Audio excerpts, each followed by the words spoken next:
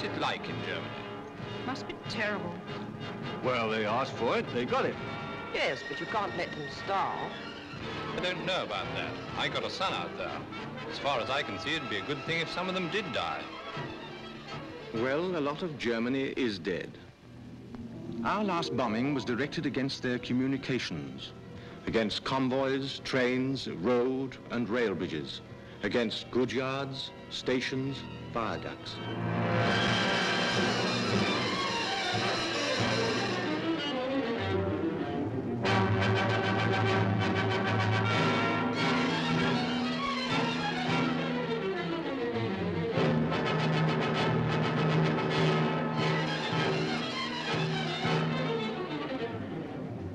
We not only smashed up the towns, but smashed up the links between the towns. And at the finish, life in Germany just ran down like a clock. Place and time meant nothing, because the people, the links between the people were smashed too. They were just left wandering, searching, looking for food, looking for their homes, looking for each other. Ich suche meine Frau. Ich suche meinen Mann. Ich suche Frieda Windler, geborene Jonnescheid, Königsberg. Ich suche meine Frau, Elfriede Schulz, und Tochter Christa. Achtung! Stalingrad-Kämpfer. Wer kennt den Sanitätsunteroffizier Heinz Kuhlmann? Feldpost Nummer... There are 70 million people in Germany, and about 30 million of them are looking for someone, or are lost and lie looking without seeing, like the eyes of a dead rabbit. They are still stunned by what hit them, stunned by the war they started. But in the search for food and the urge to get home, the life force is beginning to stir again. Today, our powers of destruction are terrifying, but the will to live is still stronger.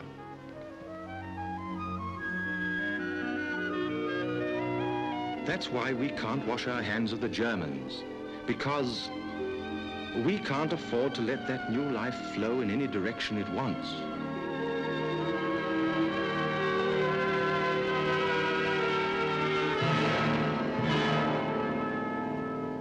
Our military government, that is, your husbands and sons, have to prod the Germans into putting their house in order. Why? We have an interest in Germany that is purely selfish. We cannot live next to a disease-ridden neighbor.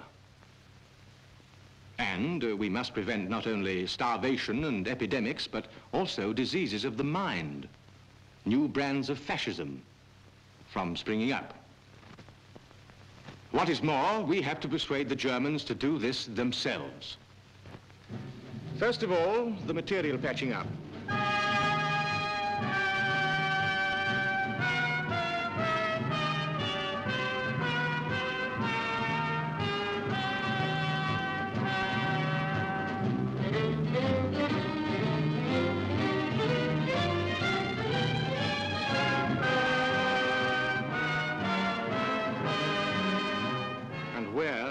Meantime, do they live?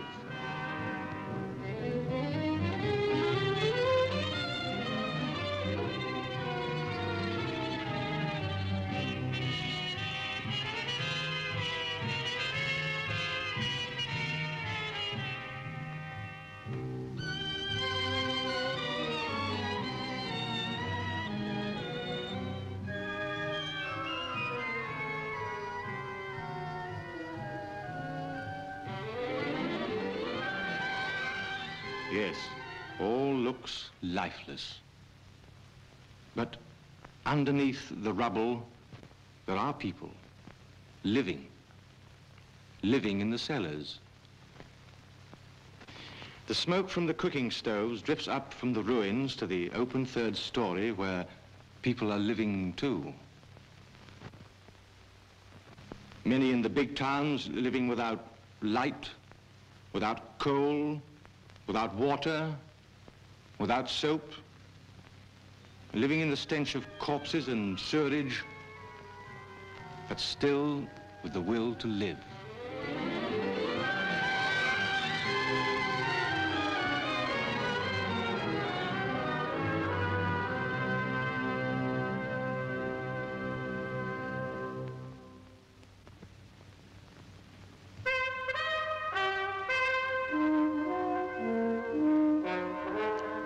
But the one thing on which all reconstruction depends is coal.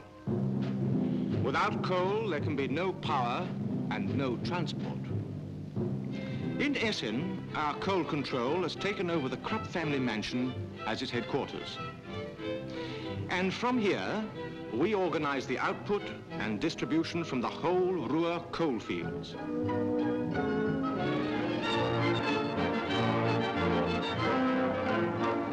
Last summer, what was called Operation Coal Scuttle brought 30,000 miners back from the Wehrmacht. But today, the great problem is moving the coal from the pithead to the liberated countries, to the German power plants and to the Allied military dumps. For the Germans themselves, there is no coal. They must go out in the woods and parks to cut wood, to strip the bark off the trees, to collect brushwood and carry it home in hand carts and prams. We say the great problem. But in Germany today, for military government officers, there is no such thing as a single problem. For example, the liberated countries won't get this coal unless there is transport to carry it. The transport cannot move any distance unless the tracks and the bridges have been repaired. They can't be repaired without steel, and the steel cannot be made without coal.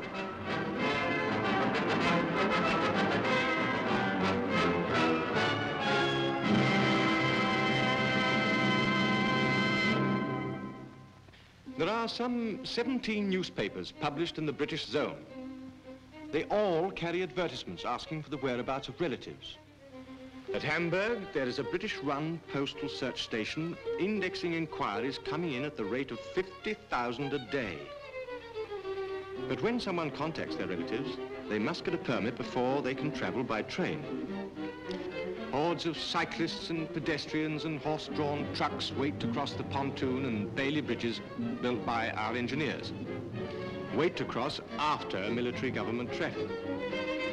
And all this has to be supervised by our sergeants and our MPs. Achtung, Achtung! Attention, attention! Personenzug nach Hannover, 11:50 Uhr. Train now coming in, is 11:50 for Hannover. Bahnsteig 7. Bielefeld, Minden, Dortmund, 12:25 Uhr. Das Fahren auf den Puffern ist verboten. And it's forbidden to ride on the buffers. Fahren mit der Zugfeld. Wait until the train stops. Fahren auf den Puffern, wenn es verboten. It is absolutely forbidden to ride on the buffers. Abfahrt Lüneburg und alle Stationen nach Kiel, 12:49 Uhr. The 12:49 train for Lüneburg and all stations to Kiel is allowed to leave.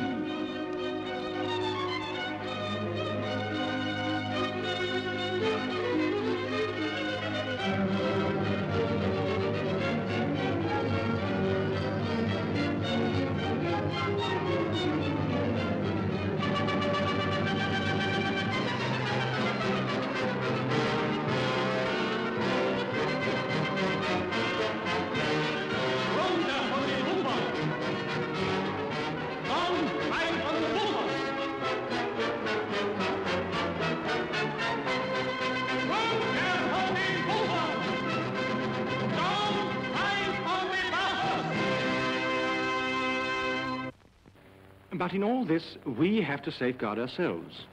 First of all, from crime and disorder. So military government courts are set up with British judges. These courts are public. There is an interpreter, a German defense counsel, and a British prosecutor. Then the German police force is being remade.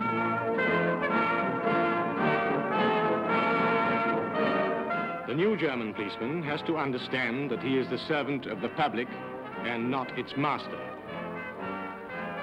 Then we have to safeguard ourselves from disease. The Germans are getting 1,000 to 1,200 calories a day, according to type of work. about half our rations. But we have a survey team in the field staffed by the Red Cross and the RAMC, checking the effect of these rations on the population. Tests are made of blood content, of blood pressure, of height and weight, and reports sent to the Control Commission for them to judge whether the food is just sufficient to keep Germany at work. But the greatest headache is education. You will never get Nazi ideas out of the heads of some of the adults, particularly those living away from the devastated areas. What about the children? For them, the desolated landscape provides a dream playground. The derelict weapons of war might have been specially designed to have games with. There are Germans who know this can't go on. The teachers must be found and themselves taught to teach the children that there are other things in life beyond Nazism and war. But again, the complexity of problems. The schools are in ruins, the teachers too few, the children too many. And as the months go by, the children are growing up and getting more like their fathers. We just cannot afford to leave them to stew in their own juice.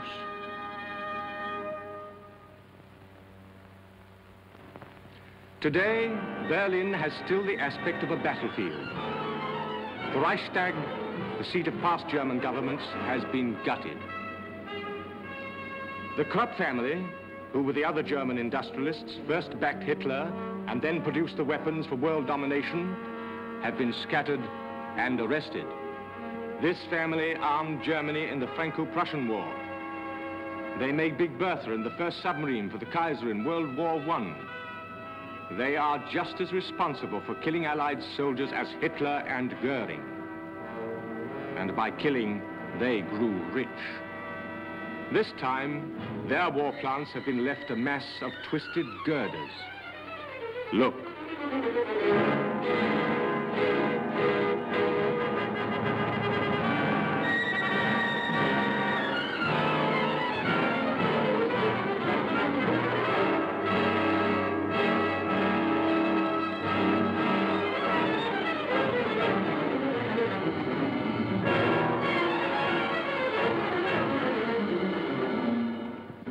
This time, the Wehrmacht are really beaten. To the wire cages all over Germany, the master race of men are slubbering along. They are stripped of their insignia, deloused, numbered. But this mass of humanity has to be sorted out into something like order. Not only their bodies, but also their minds. What about the ideas in their heads? They have to be demobilized and got back to work. But let one man or woman who still believes in the Nazi regime or the destiny of the German people to rule the world take office, and you have the beginnings of another war. So they are put through a screen. To begin with, selected Germans interrogate them and fill in their demobilization papers. Note this meek little man who looks like a clerk or a grocer.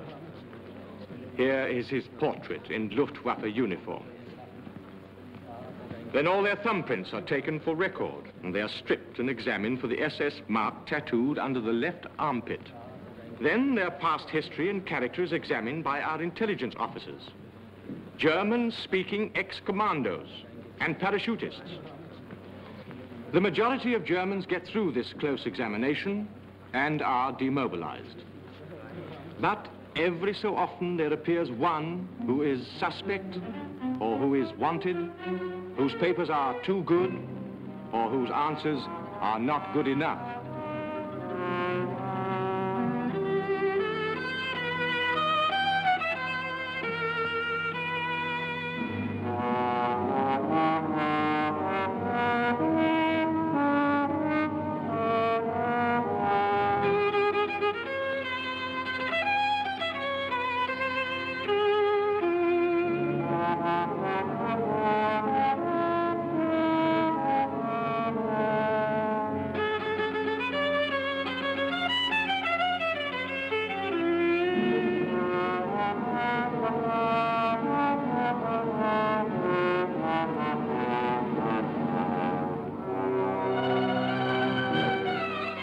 rejected.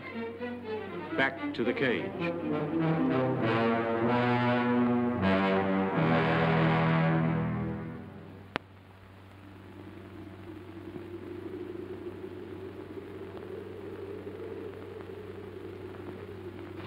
As night falls in Germany, the people must remember the curfew. Those without homes or caught on the street disappear into the air raid shelters. Then the air raid siren wails again to remind them that they lost a war of their own making. To remind them that it is up to them to regain their self-respect as a nation and to learn to live in a friendly manner with their neighbors. To remind them that much as we hate it, we shall stay in Germany until we have real guarantees that the next generation will grow up a sane and Christian people. A Germany of light and life and freedom. A Germany that respects truth and tolerance and justice. Now, gentlemen, if you'll raise your right hands and take the oath with me. I swear by Almighty God Ich schwöre bei Gott dem Allmächtigen, that I will at all times dass ich die Gesetze jederzeit apply and administer the law without fear or favor zu niemandes Vorteil und zu niemandes Nachteil and with justice and equity to all persons mit Gerechtigkeit und Billigkeit gegenüber jedermann of whatever creed, race, color, or political opinion they may be. I will obey the laws of Germany.